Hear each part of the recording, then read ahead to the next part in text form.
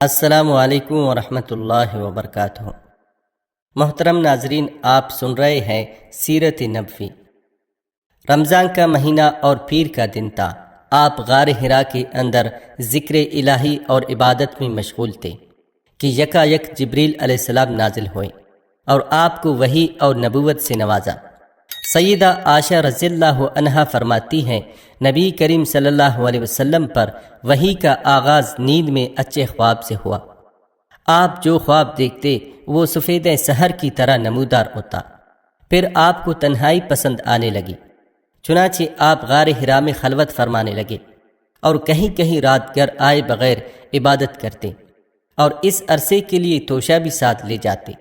پھر سیدہ خدیجہ رضی اللہ عنہا کے پاس تشریف لاتے اور اتنی مدت کے لیے پھر توشہ لے جاتے، یہاں تک کہ آپ غار حرا میں تھے کہ آپ کے پاس حق آ گیا، یعنی فرشتہ آپ کے پاس آیا اور کہا اقرا، یعنی پڑھیے۔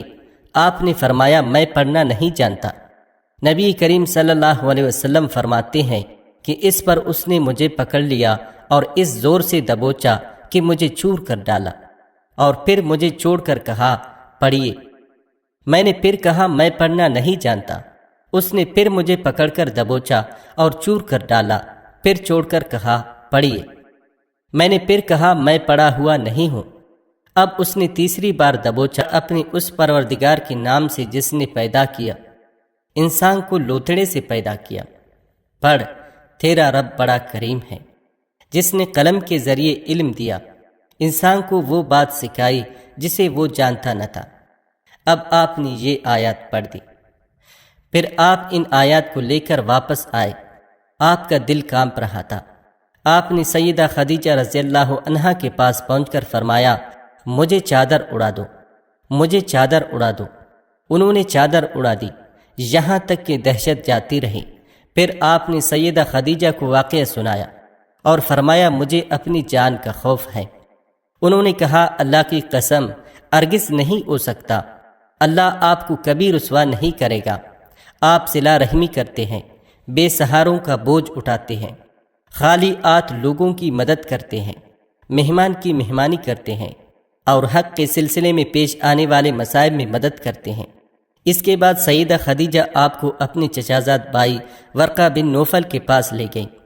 یہ جاہلیت کے دور میں عیسائی ہو گئے تھے، عبرانی لکھنا پڑھنا جانتے تھے اور عبرانی میں انجیل لکھتے تھے۔ اس وقت بوڑھے اور نابینا ہو چکے تھے۔ سیدہ خدیجہ رضی اللہ عنہا نے ان سے کہا بھائی جان آپ اپنے بھتیجے کی بات سنیں۔ ورقہ بن نوفل نے کہا بھتیجے کہو تم کیا کہتے ہو؟ آپ نے جو کچھ دیکھا تھا بیان کر دیا۔ اس پر ورقہ بن نوفل بولے یہ تو وہی فرشتہ ہے جو موسیٰ علیہ السلام پر نازل ہوا تھا۔ کاش میں اس وقت زندہ ہوتا جب آپ کی قوم آپ کو نکال دے گی۔ آپ نے حیران ہو کر فرمایا میری قوم مجھے نکال دے گی؟ ورقہ بن نوفل بولے ہاں، کوئی ایسا آدمی نہیں جو تم جیسا پیغام لایا ہو اور اس سے دشمنی نہ کی گئی ہو، اور اگر میں اس وقت تک زندہ رہا تو تمہاری زبردست مدد کروں گا۔ لیکن اس کے بعد جلد ہی ورقہ بن نوفل فوت ہو گئے اور ادھر وحی کا سلسلہ رک گیا۔ وحی کی بندش سے آپ کو سخت رنج و ملال ہوا، لیکن مصلحت الہی اسی میں تھی، کیونکہ اس طرح خوف جاتا رہا، معاملے کی نوعیت سمجھنے کا موقع ملا، اور دوبارہ وحی کی مشقت برداشت کرنے پر طبیعت صرف آمادہ ہی نہیں ہوئی بلکہ ایک گناہ شوق اور طلب بھی پیدا ہوئی، اور آپ دوبارہ وحی کا انتظار کرنے لگے۔ ادھر آپ کو گوشہ نشینی کی بقیہ مدت پوری کرنے کے لیے ورقہ بن نوفل کے پاس سے پلٹ کر دوبارہ غار حرا میں تشریف لا چکے تھے۔ جب ماہ رمضان ختم ہو گیا اور آپ کی اعتکاف کی مدت پوری ہو گئی تو عادت کے مطابق پہلی شوال کے صبح حرا سے اتر کر مکہ معظمہ روانہ ہوئے۔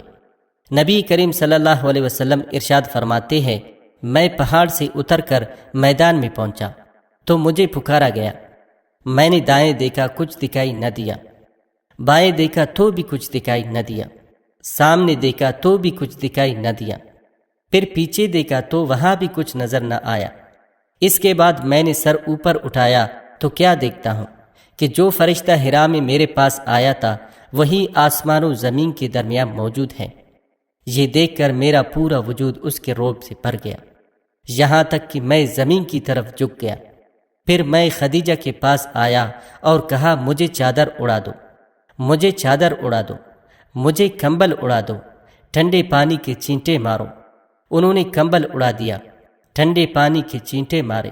پھر یہ آیات نازل ہوئی، اے کمبل پوش اٹھ اور لوگوں کو ان کی بدعملی کے نتائج سے ڈرا، اپنے رب کی بڑائی بیان کر اور اپنے کپڑے پاک رکھ اور گندگی سے الگ تھلگ رہ۔ بعثت نبوی کے ابتدائی 3 برسوں میں آپ چپ کے تبلیغ کرتے رہے۔ اس دوران میں سیدنا ارقم رضی اللہ عنہ کا گھر اسلامی تحریک کا مرکز بنا۔ یہ گھر کوہ صفا کے دامن میں واقع تھا۔ نمازیں گھروں کے اندر اور پہاڑوں کی گاٹھیوں میں پڑھی جاتی رہیں۔ اس تبلیغ کے ذریعے سے چراغ چلتا رہا۔ آپ نے سب سے پہلے ان لوگوں کو تبلیغ فرمائی جن کے آپ کے ساتھ تعلقات تھے۔ آپ کو اپنے ان قریبی ساتھیوں کی طرف سے مایوسی کا سامنا نہیں کرنا پڑا۔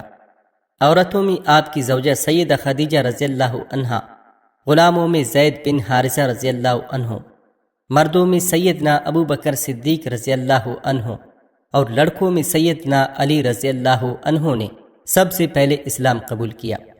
خفیہ دعوت و تبلیغ کا یہ سلسلہ قریباً 3 سال تک جاری رہا۔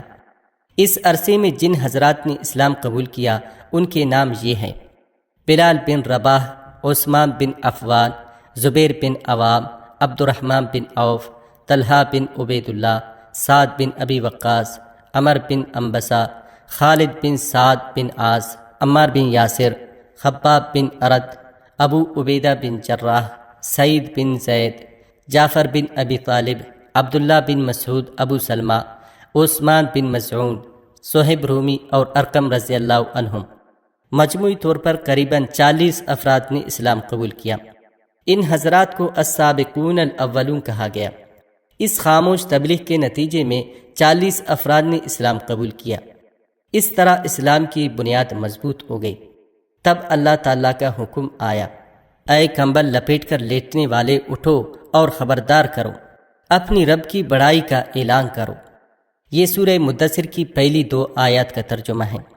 ان میں نبی کریم صلی اللہ علیہ وسلم کو اس عظیم اور جلیل کام کے لیے اٹھنے اور نیند کی چادر پوشی اور بستر کی گرمی سے نکل کر جہاد، کوشش اور مشقت کے میدان میں آنے کے لیے کہا گیا۔